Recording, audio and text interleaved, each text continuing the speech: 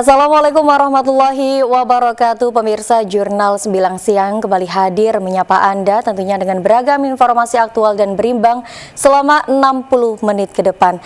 Kali ini pemirsa Jurnal 9 Siang menghadirkan dialog dengan tema prospek penguatan supremasi sipil di tahun 2026.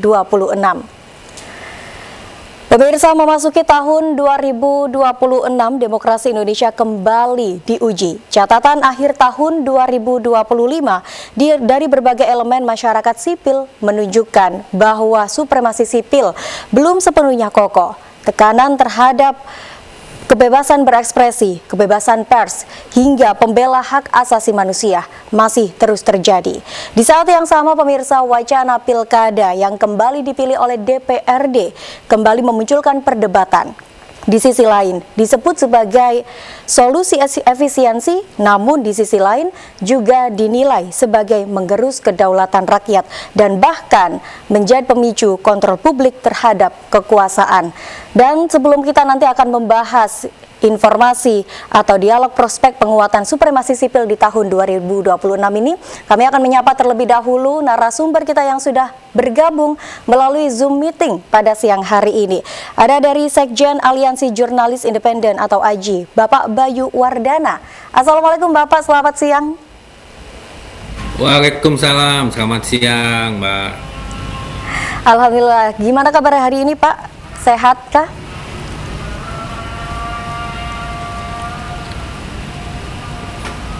Ya, selamat siang Mbak. Iya, bagaimana kabar hari ini Pak? Apakah sehat?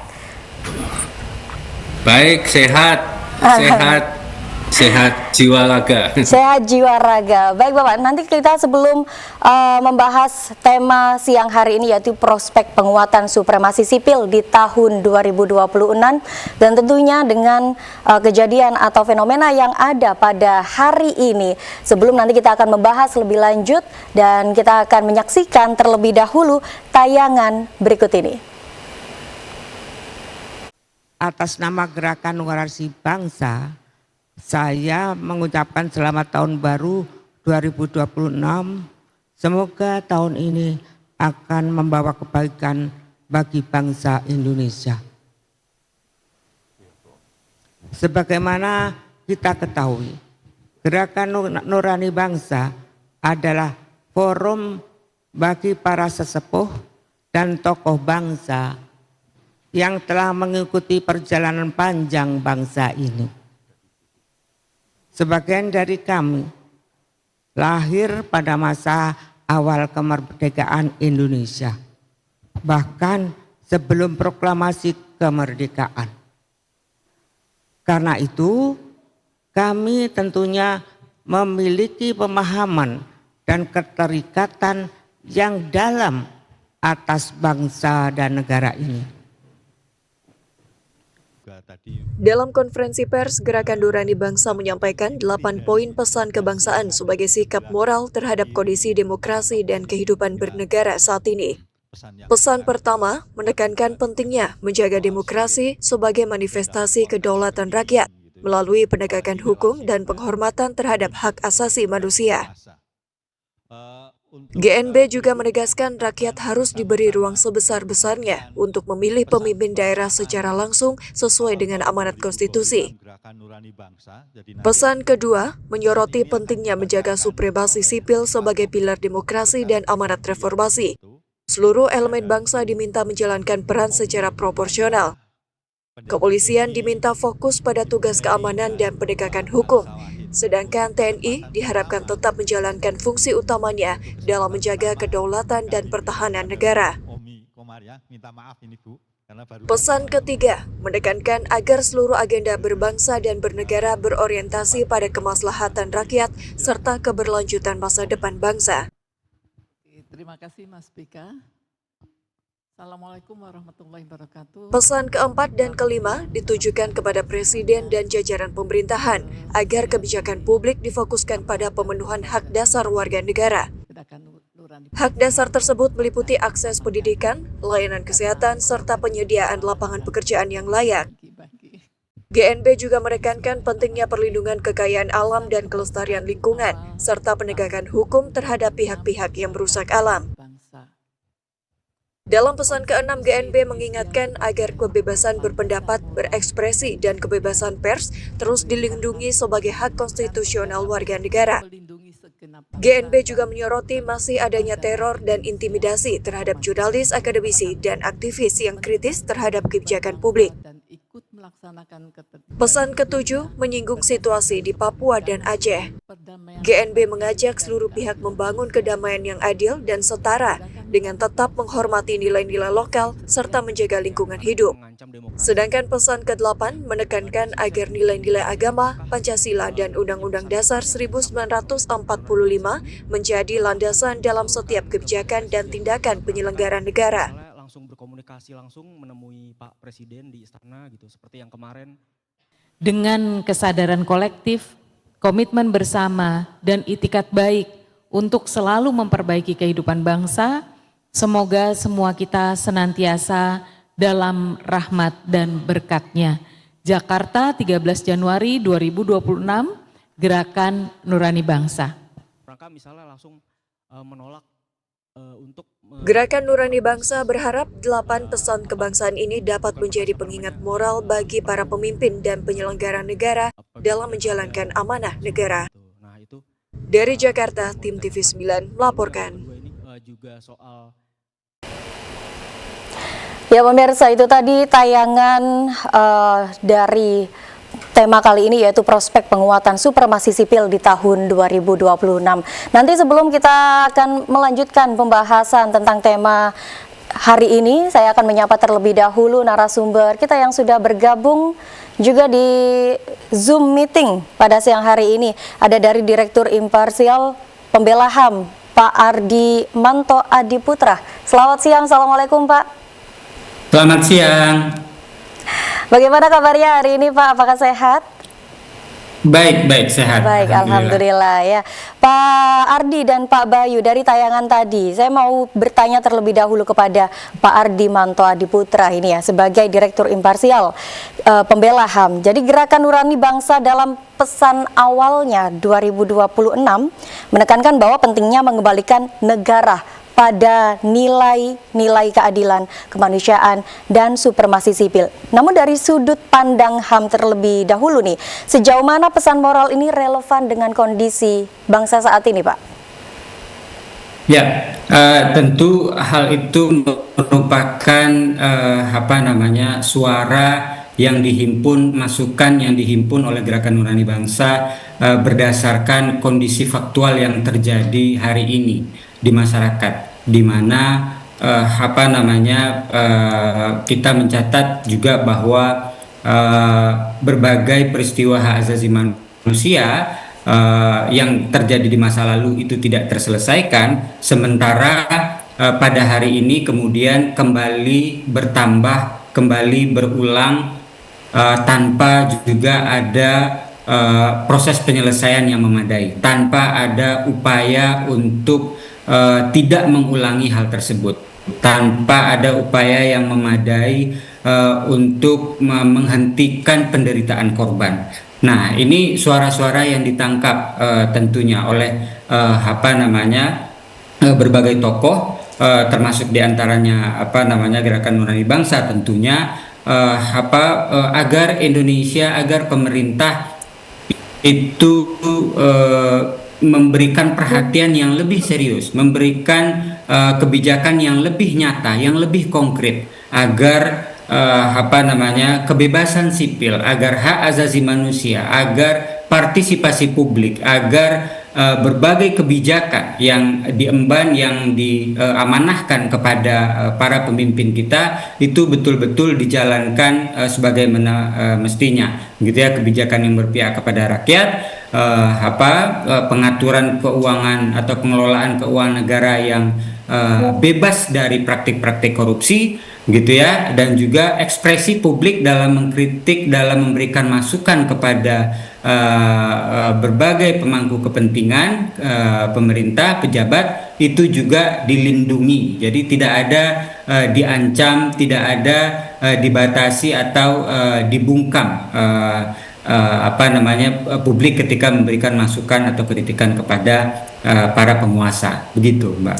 Baik, namun dari sisi jurnalis independen nih, dari sisi AJI, bagaimana pendapat Anda, Pak Bayu, dari para tokoh bangsa ini menyampaikan keresahan kondisi bangsanya, bagaimana menurut Anda, Pak? Iya, itu mungkin sudah sebuah akumulasi ya dari yang para tokoh bangsa sampaikan. Karena memang kalau dari sisi media, kami itu atau teman-teman saya khususnya itu memang sudah mencatat dan memberitakan banyak kejadian ya di masyarakat, itu baik entah itu konflik lahan gitu ya, konflik tanah yang milik dari orang tua, dari nenek moyang tiba-tiba direbut oleh perusahaan, itu banyak terjadi di banyak daerah.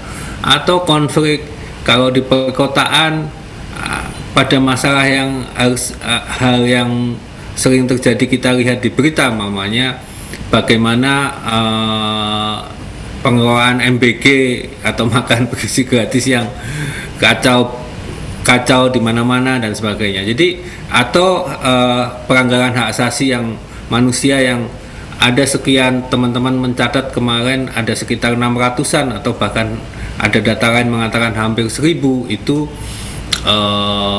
ditangkap sejak peristiwa Agustus itu gitu ya, dan prosesnya belum jelas sampai kemana beberapa itu apa yang terjadi di Papua itu juga sangat luar biasa. Jadi memang tadi disebutkan oleh Bang Ardi ya, proses HAM ini terjadi atau pelanggaran HAM ini terjadi di banyak tempat. Nah itu mungkin teman-teman atau tokoh bangsa kemarin menyuarakan itu sebagai akumulasi dari banyak kejadian sebelum ini. Baik, nanti akan kita lanjut lebih lengkap lagi dan lebih detail lagi Pak Ardi dan juga Pak Bayu tentang prospek penguatan supremasi sipil di tahun 2026. Pemirsa jangan kemana-mana, kami akan segera kembali.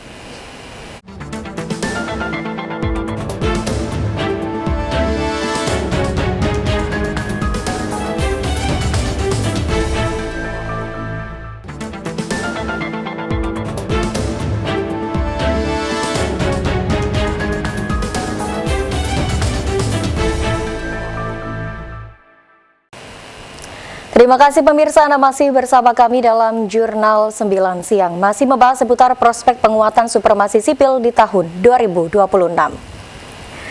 Pak Bayu dan Pak Ardi, melanjutkan obrolan kita tadi Pak, dari kejadian yang saat ini terjadi atau fenomena saat ini. Catatan akhir tahun 2025 mencatat tekanan terhadap supremasi sipil ini masih kuat. Dari perspektif HAM sendiri, bagaimana Pak Ardi membaca kondisi relasi sipil negara di Indonesia saat ini? Ya, belakangan khususnya 1 tahun pemerintahan Prabowo Subianto, kami menenggarai bahwa terjadi apa yang disebut sebagai rekonsolidasi militerisme. Apa itu rekonsolidasi militerisme? Rekonsolidasi itu adalah dukungan atau dorongan dari segenap kekuatan politik dan juga militer itu sendiri untuk terlibat dalam berbagai urusan atau pemerintahan sipil gitu ya. Nah, tahap-tahap atau proses rekonsolidasi militerisme ini itu sebetulnya tidak terjadi hanya pada 1 tahun belakangan, tetapi sudah terjadi jauh sebelumnya. Itu ditandai yang pertama adalah dengan proses normalisasi kehadiran militer di ranah sipil. Nah, kita melihat normalisasi itu terjadi melalui berbagai MOU yang dibuat oleh institusi militer begitu ya, TNI dengan berbagai institusi sipil, sehingga terlibat dalam berbagai persoalan sipil, termasuk diantaranya misalnya hari ini MBG begitu ya, penyediaan MBG, kemudian ada terlibat dalam Satgas PKH, kemudian terlibat dalam berbagai urusan ketahanan pangan, cetak sawah dan seterusnya.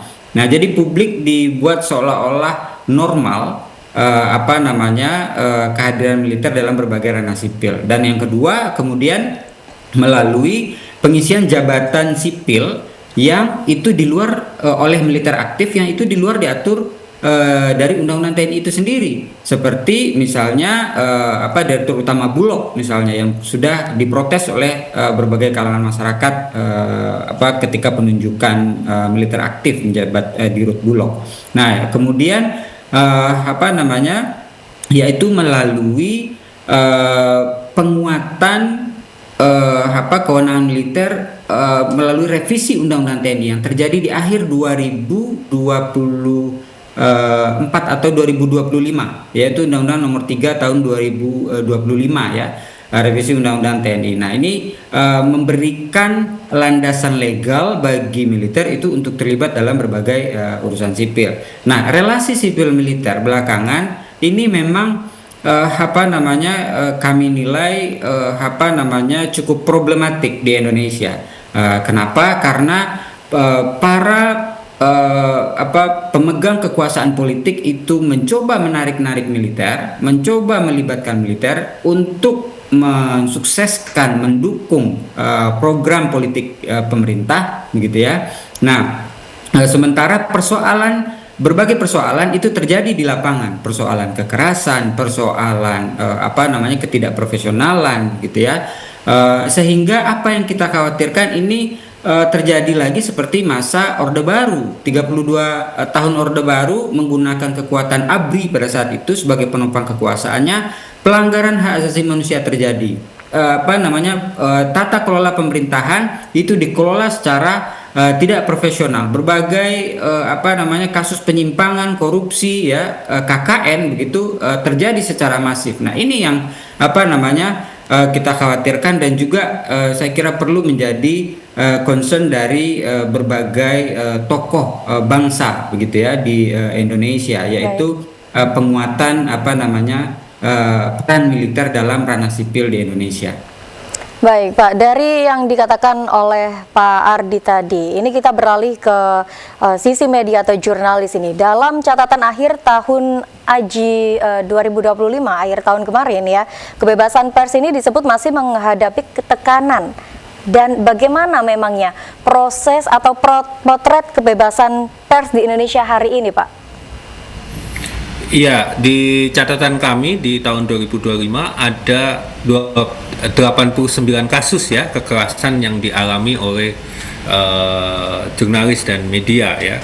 Tentu data ini bisa lebih besar dari itu. Nah, salah satu contohnya yang terakhir ini adalah ketika terjadi bencana di Sumatera, ada 3 kasus bahkan yang mungkin 2 kasus sangat terkait dengan TNI ya. Jadi ketika wartawan Kompas TV di lapangan udara dilarang untuk meliput, minta dihapus video rekamannya, kemudian teman-teman di Lok Sumawe ketika liputan ada demonstrasi itu juga diminta dihapus, dan semua dilakukan oleh anggota TNI. Nah, ini catatannya adalah tadi yang dikatakan Bang Ardi ya, bahwa ketika tentara masuk ke pekerjaan-pekerjaan yang sebenarnya itu dilakukan oleh sipil ya, ini kan soal bantuan, soal penanganan bencana, dan komandonya ada di tentara, maka penanganannya adalah tidak sipil gitu. Penanganannya tidak demokratis karena militer itu kan dilatih untuk tembak atau mati kan gitu kan, artinya responnya harus cepat gitu. Nah, ini tidak cocok pada kerja-kerja sipil. Nah, ini kami di media, di jurnalis tentu menganggap ini satu ancaman yang serius, dan pimpinan TNI juga direspon dengan kasat, dan kemudian Letkol tadi merespon juga dengan yang jangan beritakan yang jelek-jelek umpamanya, kan itu jadi nggak cocok dalam iklim demokrasi. Justru kritik itu penting untuk memperbaiki sesuatu. Media penting untuk hadir ketika ada sesuatu yang kurang, itu dilaporkan sehingga ada perbaikan. Nah, ini yang mungkin ancaman yang akan terus meningkat ya ketika nanti militer masuk ke wilayah-wilayah sipil. Baik, dari seluruh kejadian atau catatan akhir tahun Aji tadi, seperti yang disebutkan tadi, bencana Sumatera dihapus, kemudian demo juga diminta untuk dihapus. Nah, bentuk ancaman paling dominan ini yang dialami sepanjang 2025, ini berarti masuk kekerasan fisik, kriminalitas atau tekanan digital, Pak? Iya, memang sekarang ada model baru serangan digital. Yang diserang kalau tidak suka sama berita, kemudian karena kebanyakan media sekarang media online, maka diserang media online-nya. Jadi yang menonjol sebenarnya dua ya. Satu, serangan digital dengan dikirimi DDoS istilahnya supaya down, sama kekerasan fisik di lapangan masih terjadi ya. Kami mencatat mungkin ada sekitar hampir 30-an itu fisik ya, terjadi bahkan enggak, itu 89, jadi sekitar 50-an itu fisik terjadi. Jadi terutama ketika terjadi demonstrasi dan sebagainya, itu yang terjadi, teman-teman di lapangan menghadapi ancaman itu.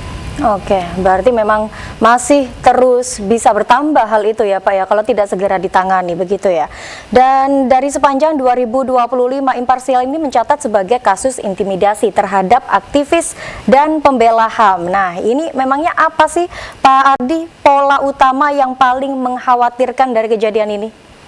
Ya, pembela HAM termasuk juga para jurnalis itu bekerja bukan untuk dirinya sendiri, bukan untuk kepentingannya sendiri, ya. Mereka bekerja untuk membela hak-hak publik, termasuk kalau jurnalis itu hak publik untuk mendapatkan informasi yang objektif, situasi yang objektif dari suatu peristiwa, gitu kan. Nah, jadi serangan terhadap pembela HAM, jurnalis juga adalah termasuk bagian dari pembela hak asasi manusia, gitu ya. Itu bertujuan untuk mengaburkan, untuk menghalang-halangi publik menikmati atau memperoleh hak dasar mereka, gitu ya, hak dasar mereka untuk mendapatkan informasi yang aktual dan objektif, hak dasar mereka untuk memperoleh keadilan misalnya bagi para pembela HAM yang berjuang di lingkungan peradilan, atau hak publik untuk mendapatkan lingkungan yang bersih dan sehat misalnya bagi pejuang lingkungan. Jadi kerja-kerja pembela HAM itu pada dasarnya mereka melakukan pekerjaan bukan untuk kepentingan mereka pribadi, tapi untuk membela hak-hak publik, ya, hak-hak publik dari penikmatan hak asasi manusia. Dan gangguan terhadap kerja-kerja pembela HAM terhadap jurnalis pembela lingkungan, ya, itu bertujuan untuk menghalang-halangi atau untuk membatasi publik atau masyarakat dari penikmatan hak-hak asasi mereka, ya, untuk memperoleh keadilan yang hakiki, yang substantif, untuk memperoleh lingkungan yang sehat dan bersih dan aman dari berbagai bencana, banjir, longsor dan seterusnya, begitu ya, untuk mendapatkan informasi yang aktual dan objektif dari sebuah peristiwa yang butuh atau perlu mendapatkan perhatian publik. Jadi tujuannya serangan terhadap pembela HAM itu bukan untuk membatasi kerja pembela HAM itu sendiri, tetapi ini untuk menyerang hak-hak masyarakat, gitu ya, hak-hak publik itu sendiri dari penikmatan hak-hak oleh mereka, begitu. Baik Pak Bayu dan Pak Ardi, nanti kita akan lanjutkan kembali obrolan kita tentang prospek penguatan supremasi sipil di tahun 2026. Jangan kemana-mana pemirsa, Jurnal 9 Siang segera kembali.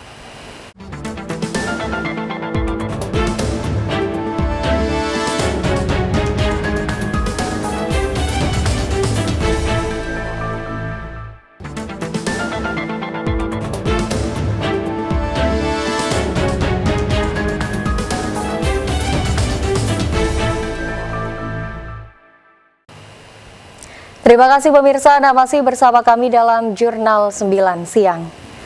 Masih membahas seputar prospek penguatan supremasi sipil di tahun 2026. Masih bersama Pak Ardi dan juga Pak Bayu. Ini saya mau tanya dulu ke Pak Ardi nih. Dari isu keterlibatan aparat non-sipil dalam urusan sipil yang kembali disorot, ini apakah menandakan problem yang serius nih Pak Ardi? Ya, ini tentunya pertama dia keluar daripada aturan tata kelola bernegara yang diatur di dalam konstitusi, ya. Itu dulu yang pertama. Konstitusi itu jelas mengatur pemisahan kewenangan, ya, bukan pembagian, pemisahan kewenangan, yaitu antara militer atau TNI, yaitu berada pada wilayah pertahanan negara atau urusan-urusan di bidang pertahanan, ya, menjaga kedaulatan wilayah dan kesatuan bangsa, dan yang kemudian sipil kepolisian yaitu pada wilayah keamanan dalam negeri, gitu ya. Nah, apa bahayanya ketika hal ini, pembedaan ini atau pemisahan ini menjadi kabur atau tidak lagi dipatuhi, ditaati, gitu. Nah, yang menarik saya ingin mengambil satu contoh yang aktual, kejadian di Minneapolis, ya, Amerika Serikat, di mana ada seorang warga negara yang ditembak oleh pasukan ICE atau petugas ICE imigrasi Amerika, ya, seorang perempuan, gitu ya, yang petugas tersebut teridentifikasi merupakan mantan anggota militer Amerika Serikat, ya, kemudian ditugaskan di bagian imigrasi untuk mengejar atau memburu dalam tanda kutip para imigran gelap yang dituduh oleh Amerika Serikat. Nah, dalam kejadian itu petugas tersebut langsung menembak ibu-ibu tersebut, ya, seorang perempuan itu hingga tewas. Nah, ini menandakan apa? Seorang mantan tentara yang ditugaskan dalam urusan sipil itu dia tetap mempunyai insting sebagai anggota militer. Ketika ada ancaman sedikit pun terhadap dirinya, itu dia anggap sebagai threat, sebagai ancaman serius, sehingga dia melepaskan tembakan yang berakibat fatal, begitu ya, terhadap hanya seorang perempuan, begitu, yang itu juga dikonfirmasi kemudian adalah warga negara Amerika sebetulnya, begitu ya, asli warga negara Amerika. Nah, ini yang kita khawatirkan di Indonesia ketika militer dilibatkan, begitu ya, dalam berbagai urusan sipil, diberikan jabatan atau amanah di jabatan sipil, atau keluar dari fatsun mereka, dari doktrin mereka, menjalankan tugas-tugas dari di luar dari keahlian mereka. Nah, yang terjadi justru adalah kekhawatirannya berbagai pelanggaran hak asasi manusia. Yang terjadi adalah kekerasan, yang terjadi adalah iklim demokrasi, keterbukaan, itu yang akan semakin menyempit, begitu. Nah, ini kita mencatat saat ini setidaknya ada 133 MOU yang ada antara militer dengan berbagai lembaga sipil, dan itu memberikan peran, ya, kepada militer untuk terlibat dalam berbagai persoalan di ranah sipil, dan kita meminta ini untuk ditinjau kembali. Ayo kembalikan militer kita menjadi militer yang profesional, militer yang setiap hari itu latihan, ya, mempersiapkan diri menghadapi ancaman perang, begitu ya, sehingga negara lain itu juga takut atau gentar untuk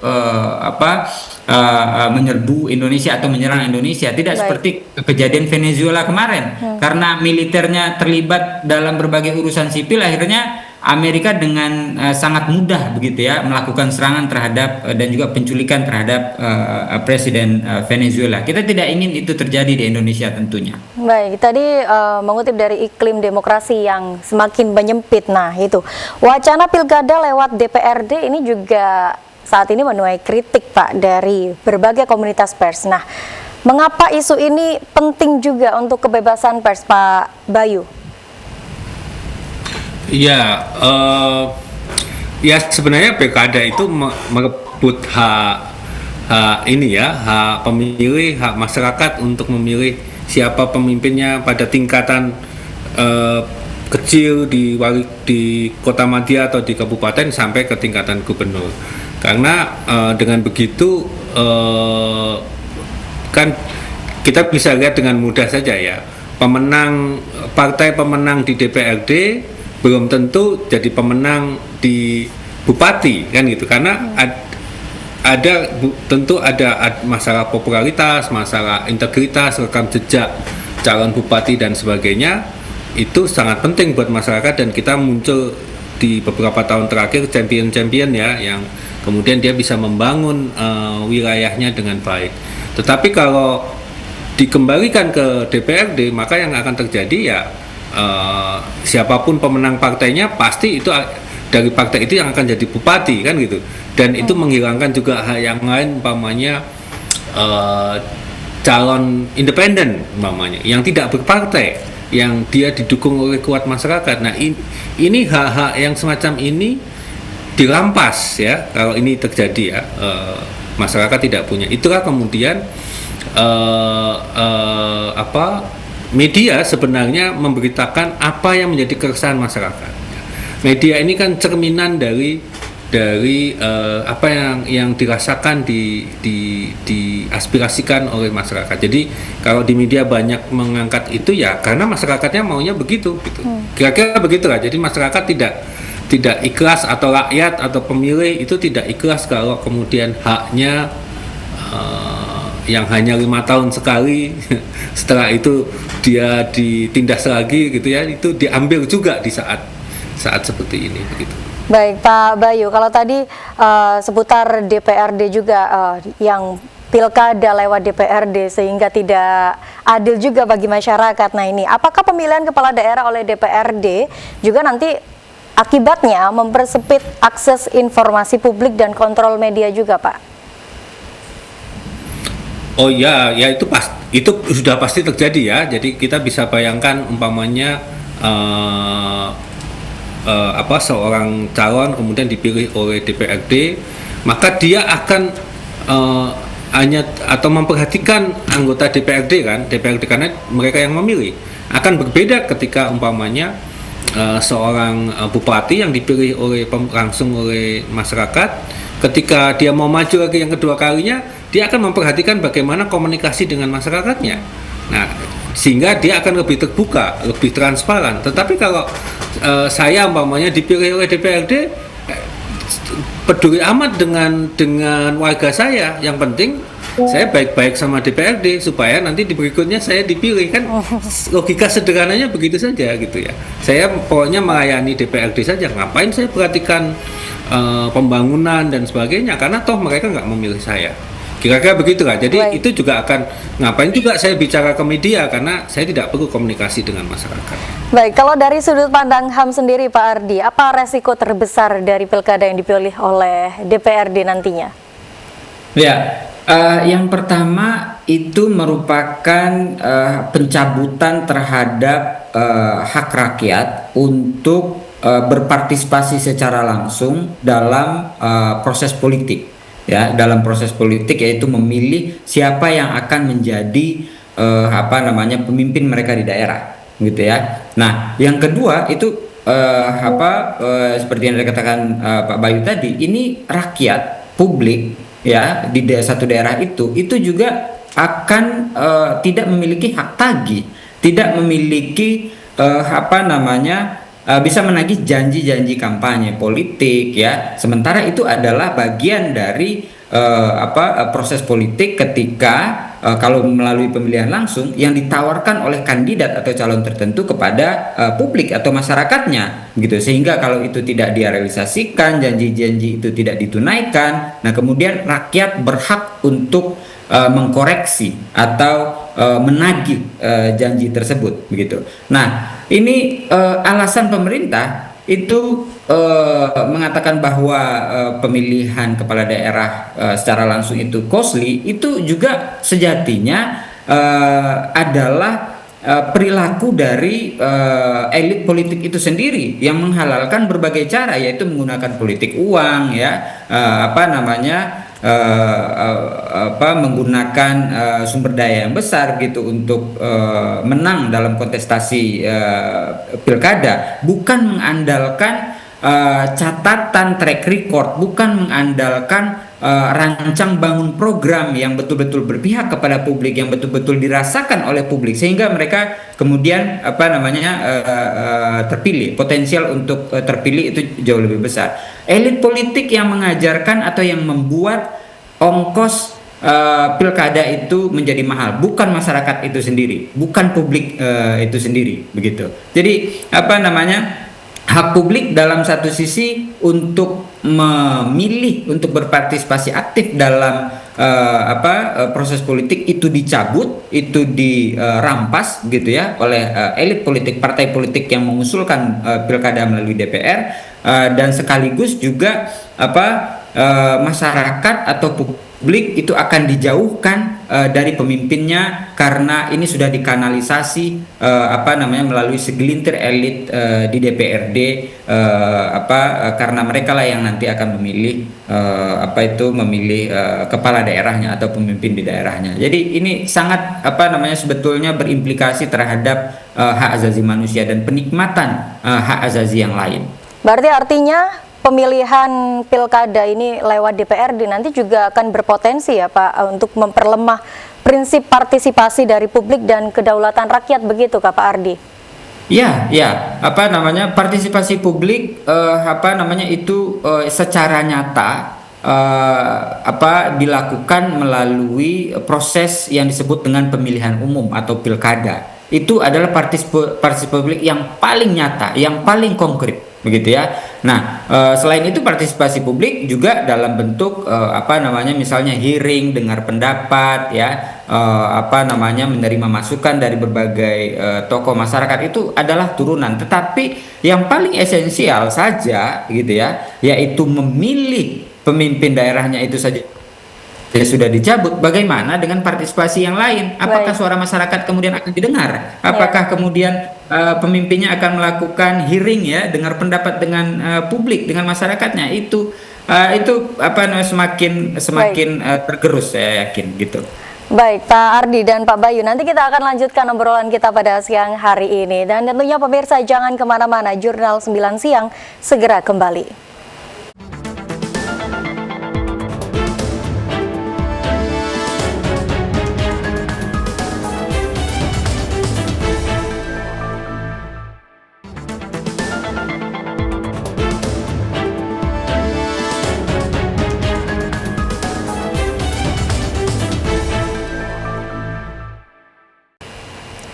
Terima kasih pemirsa, Anda masih bersama kami dalam Jurnal 9 Siang.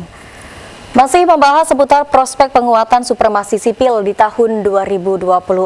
Pak Ardi dan Pak Bayu, ini saya mau tanya dulu ke Pak Bayu ini.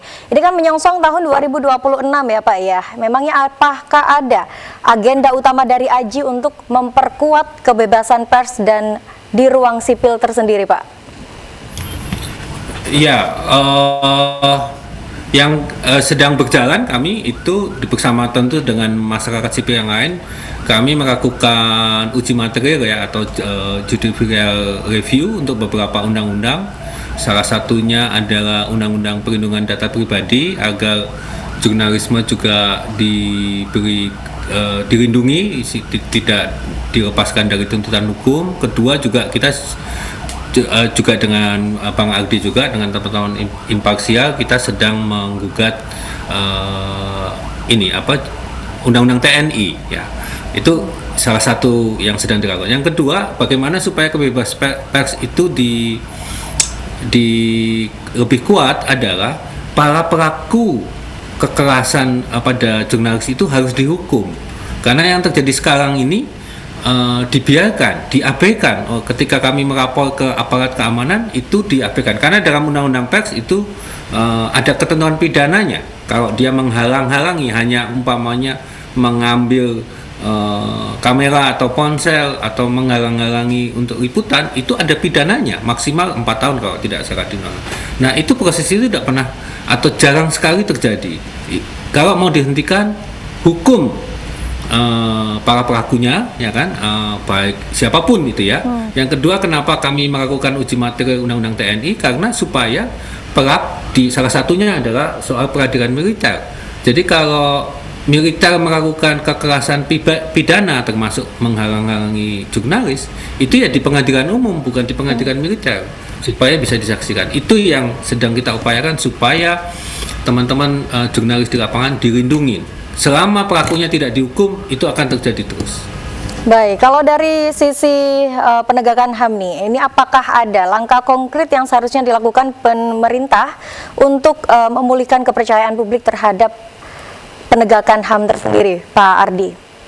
Ya, yang pertama adalah negara atau pemerintah perlu menghentikan pendekatan koersif, penggunaan aparat yang memiliki kewenangan kekerasan untuk melakukan kekerasan pada publik dalam mendukung, menopang berbagai program kebijakan pemerintah. Ya, dalam hal ini tentu adalah TNI dan juga kepolisian, karena hal ini secara langsung berdampak pada terjadinya berbagai pelanggaran hak asasi manusia di lapangan, ya, kekerasan dalam penggusuran, kemudian kriminalisasi terhadap mereka yang mengkritik kebijakan publik, ya, ataupun pembatasan terhadap ekspresi-ekspresi publik yang dilakukan secara sah dan seharusnya itu dilindungi, begitu ya.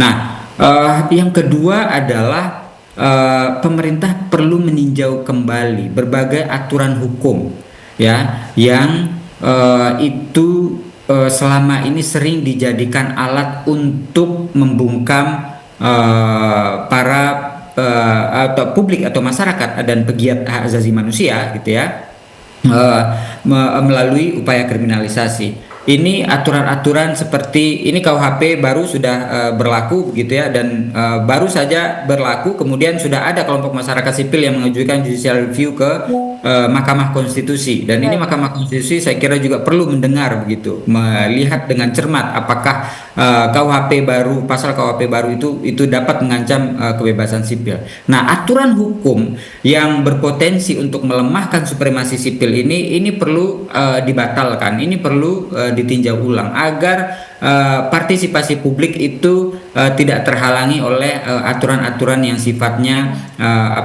dapat membatasi kebebasan mereka dalam melakukan kritik terhadap publik. Dan yang terakhir, negara itu perlu mengevaluasi kebijakannya. Apakah kebijakan ini betul-betul berorientasi pada kepentingan publik, penghormatan hak asasi manusia yang lebih besar, begitu ya, tanpa